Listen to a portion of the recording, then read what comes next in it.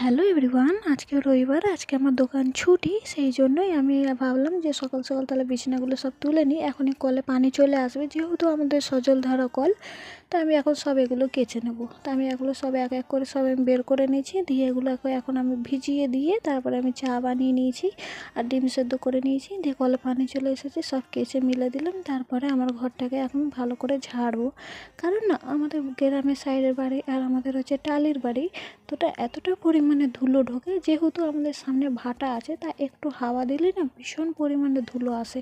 সেই জন্যই আমি এখন সবসময় চেষ্টা করি যে নিজের ঘরটাকে নিজের মতো করে গুছিয়ে রাখতে, কারণ আমার দিন শেষে এটাই একটা শান্তির জায়গা। তা এটা যদি ভালো না থাকে তাহলে আর কিছু ভালো লাগে না। তাই আমি সবসময়ের জন্য আমি ভাবি যে না, নিজের ঘরটাকে আমি আগে পরিষ্কার করব। তাই আমি এখন সব ঝেড়ে নিয়েছি, তারপরে এখন এক এক করে বিছানার চাদরগুলো বিছিয়ে নিয়েছি। এই চাদরটা না আমি তলায় বিছাই, যাতে ধুলোটা বেশি না হয়।